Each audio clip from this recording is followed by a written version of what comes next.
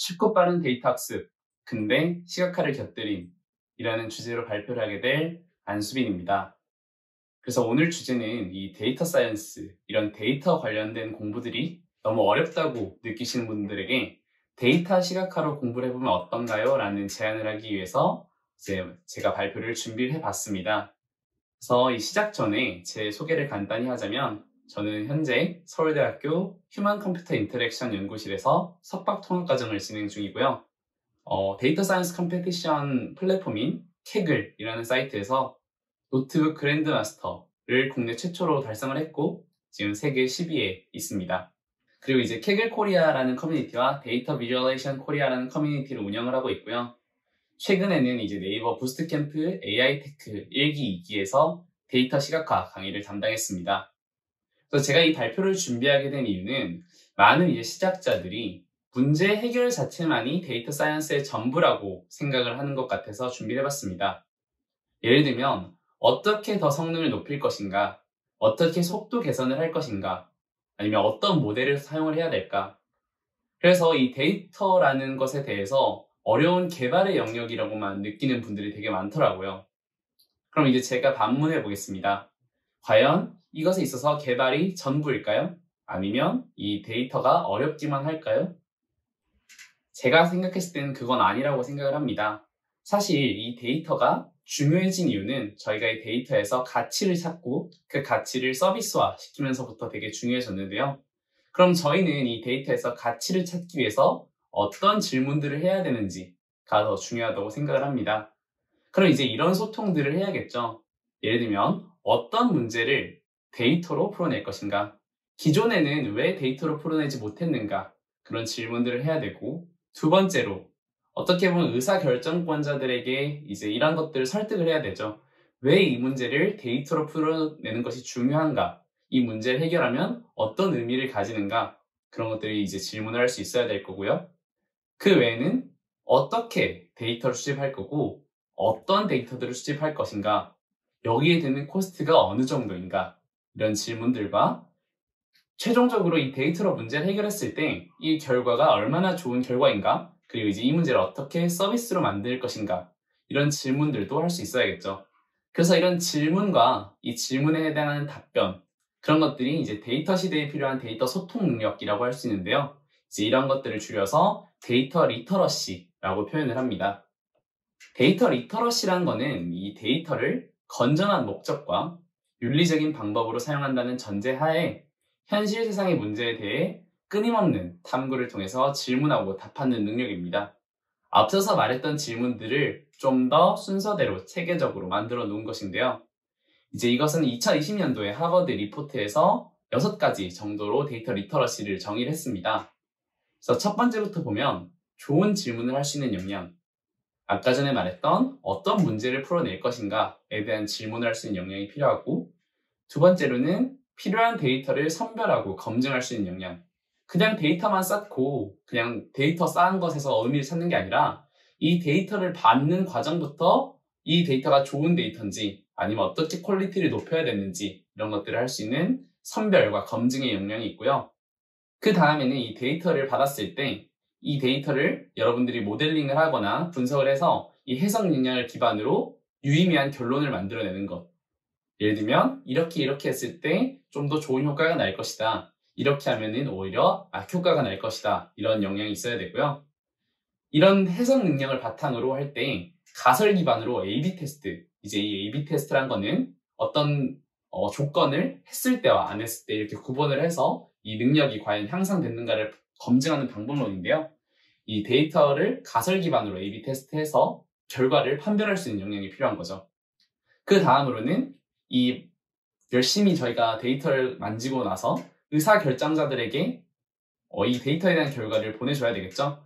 그럼 이 의사결정자들에게 쉽게 분석 결과를 받아들일 수 있는가, 그래서 어떻게 표현할 것인가에 대한 역량도 필요합니다.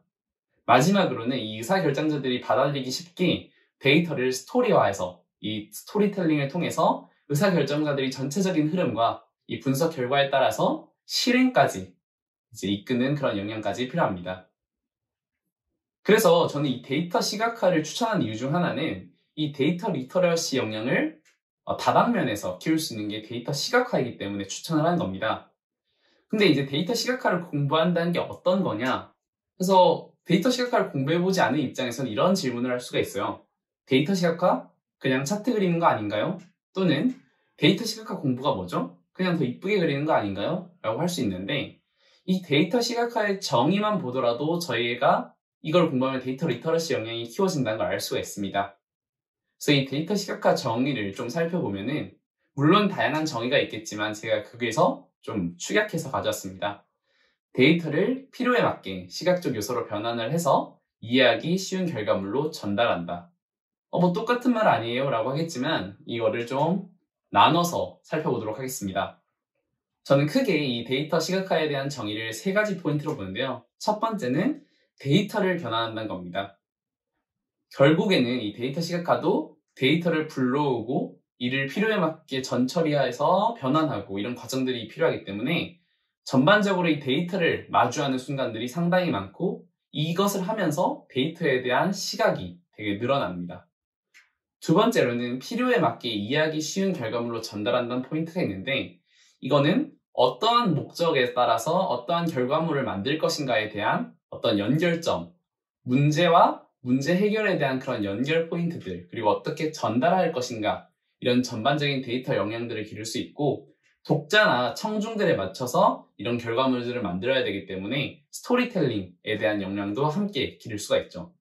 세 번째로는 이 시각적 요소라는 포인트인데 사람은 전체 정보에서 80% 정도의 정보를 시각으로 수용을 한다고 합니다. 그래서 이런 많은 정보를 시각적으로 전달을 하기 때문에 이런 시각적인 인지과학에 대한 능력도 함께 길러야 되고요. 디자인 능력도 함께 기를 수 있다는 게 이 데이터 시각화의 큰 장점입니다.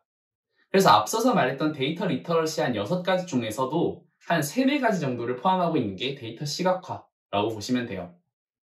그러면 이 데이터 시각화가 좋은 거는 제가 설명을 했으니까 어떻게 공부하면 좋을까에 대해서 제가 몇 가지 생각을 해봤었습니다. 그래서 다양하게 강의도 해보고 다양한 공부 방법이 있겠지만 오늘은 좀 더 이 리터러시 측면에서 어떻게 공부하면 좋을지 설명드리고 싶네요.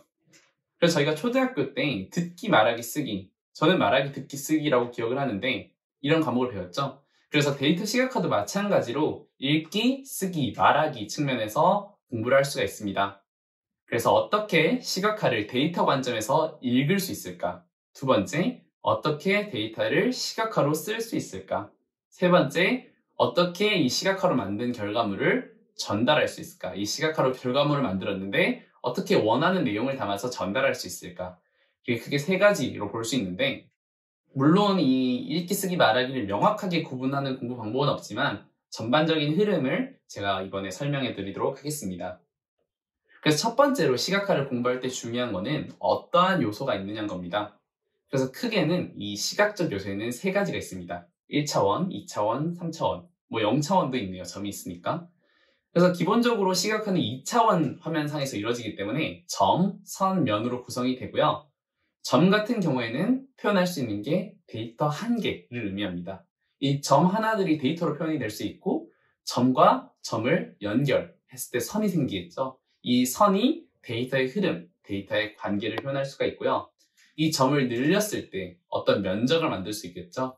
그래서 이런 면이 데이터가 가지고 있는 양을 표현합니다.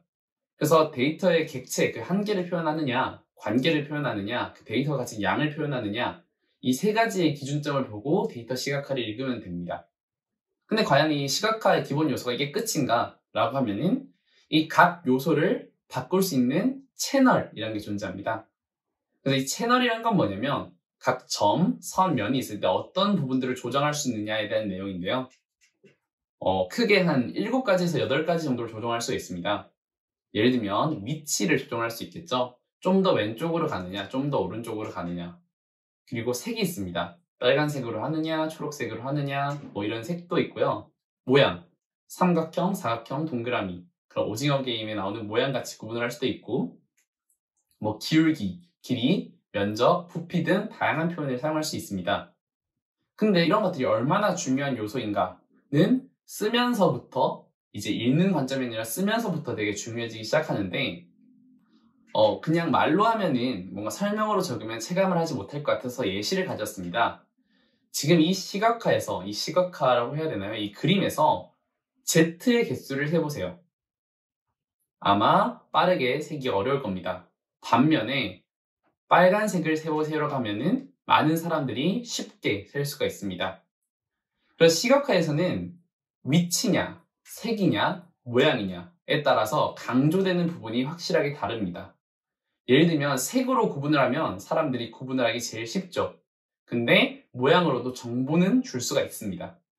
그래서 이제 쓰면서 어떻게 강조하고 어떻게 구분할까에 따라 이제 비주얼 채널들을 잘 조정을 할 수가 있는 거죠. 이제 그런 것들을 하나씩 하다 보면은 데이터를 어떻게 하면 강조할 수 있는지를 공부할 수가 있습니다.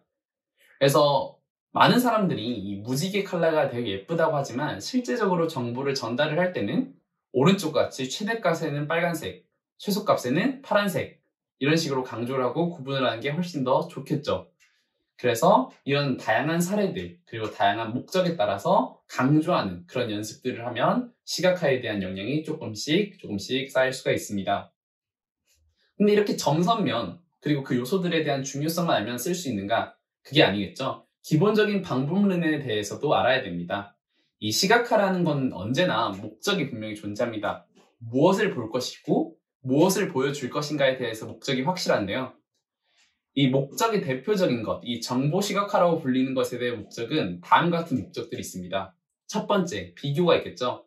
과연 내가 지금 하고 있는 것과 다른 것에 대해서 어떤 차이점이 있고 명확한 차이점이 있는가, 그런 비교가 있고, 두 번째, 이 데이터나 이 전체적인 분포를 봤을 때 어떤 게 몇 퍼센트 있는지, 그리고 이제 이 내용들이 얼마나 많은 가중치를 두고 있는지 이런 구성적인 정보가 있고, 그거와 비슷하게 분포라는 것도 볼 수 있고요.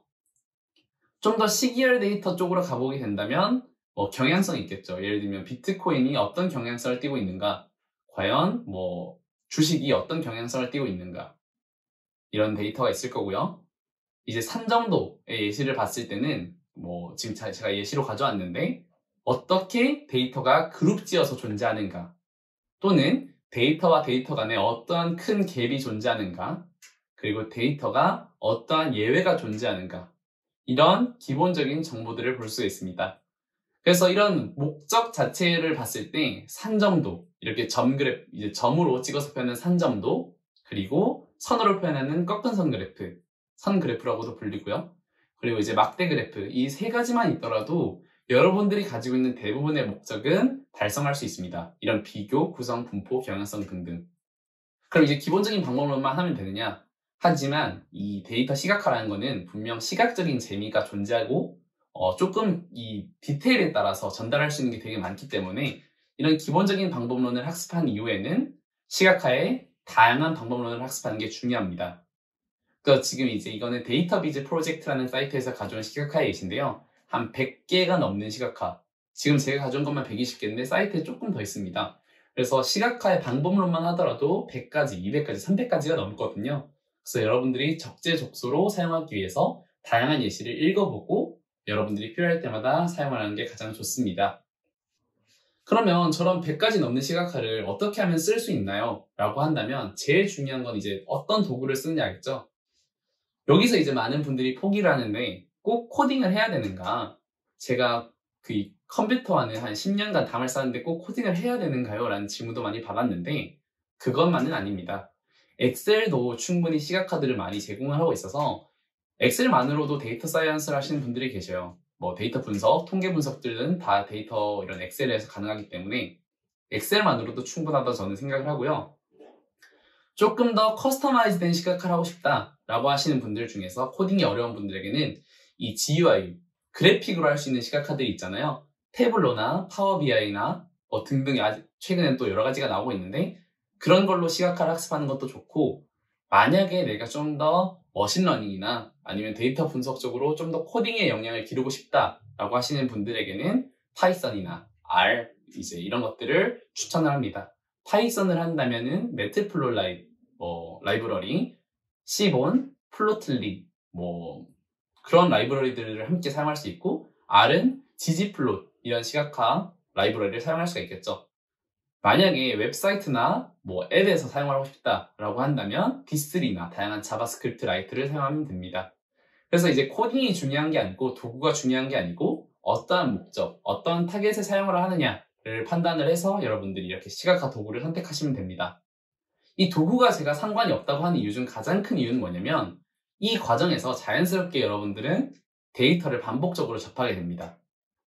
일단 이 데이터 시각화라는 것 자체가 산점도라고 했을 때는 X축 좌표와 Y축 좌표가 항상 필요하겠죠.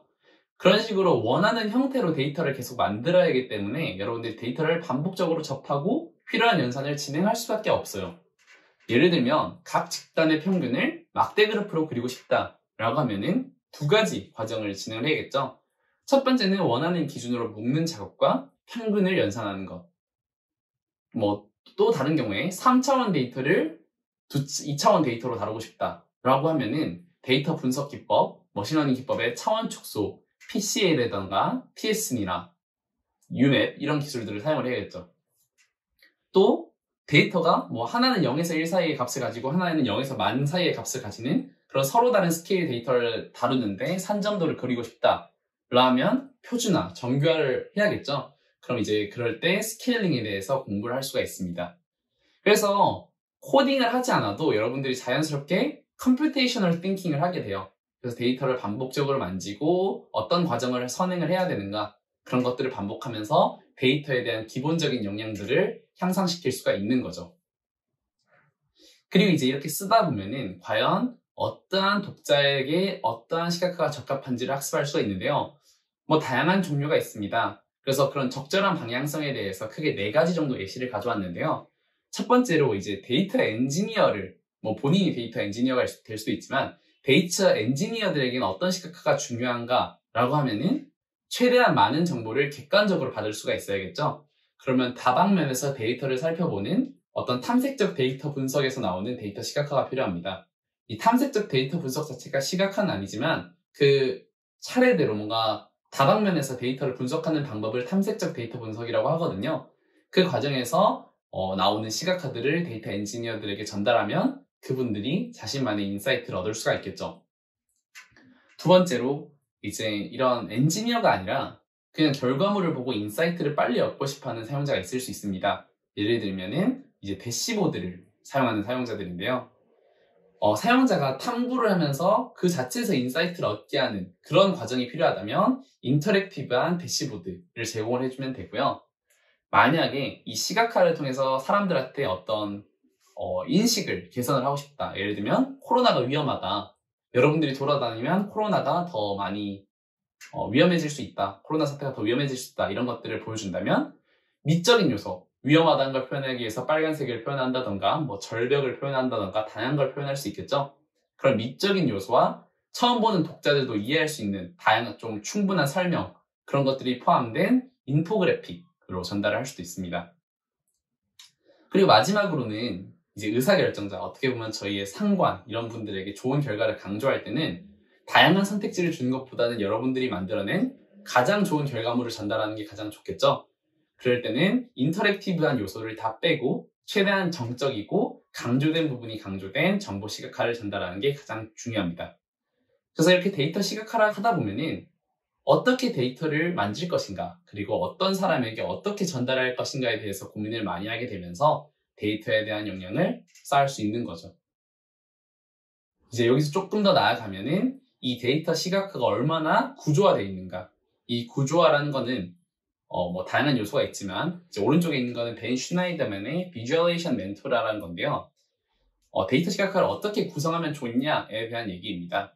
그래서 처음에는 전체를 보는 오버뷰를 볼 수 있는 시각화를 제공을 하고 거기서 점점 확대하고 원한 것을 필터링하는 줌앤 필터를 해서 데이터에서 점진적으로 원하는 결과를 얻을 수 있는 시각화를 만드는 게 가장 중요합니다. 시각화뿐만이 아니라 설명하는 글에서도 그런 게 되게 중요하겠죠. 서론, 본론, 결론과 주요 주장, 그거에 대한 근거 이런 구조화를 시각화해서 그대로 가져다 쓴다고 생각을 하시면 편합니다. 그리고 데이터 스토리도 마찬가지로 스토리텔링입니다. 이 스토리텔링에서 가장 중요한 거는 기승전결이 되겠죠. 그래서 전달하고자 하는 목표에서 어떻게 점점 사람들에게 관심을 유도하고 그것을 최종적으로 전달할 것인가에 대해서 끊임없이 고민을 하면서 공부를 하시면 이 데이터의 시각화만으로도 데이터 분석 역량이나 데이터 엔지니어, 그리고 데이터 사이언스 그런 분야에 대해서 역량을 늘릴 수가 있습니다. 그래서 계속 같은 말을 반복을 했는데 이 데이터 시각화를 반복을 하면 여러분들의 데이터 사이언스에 대한 역량이 높아지고 그 과정에서 여러분들은 다양한 방향으로 갈 수가 있는 거죠. 데이터 엔지니어로 갈 수도 있고 데이터 분석가로도 갈 수 있고 뭐 데이터 관련 PM으로도 가실 수 있고 데이터 관련 이제 디자이너 그리고 좀 더 다른 방향이 하지만 데이터 아트의 방향으로도 가실 수가 있는 겁니다. 그래서 이제 많은 분들이 처음에 데이터 사이언스를 공부할 때 뭐 넘파이다, 판다스다 이런 정말 데이터 사이언스를 공부하면서 그거를 확인하기 위해서 시각화를 공부하는 분들이 많지만 저는 반대로 데이터 시각화를 통해서 자연스럽게 데이터에 대한 시각을 늘리고 코딩으로 넘어가고 그런 과정을 통해서 좀 더 재밌고 쉬운 공부 방법을 추천을 드리는 발표였습니다. 그래서 데이터 시각화로 쉽고 재미있게 데이터 사이언스 공부를 하시는 분들이 많기를 바라며 이상으로 발표 마치도록 하겠습니다. 긴 발표 들어주셔서 감사합니다.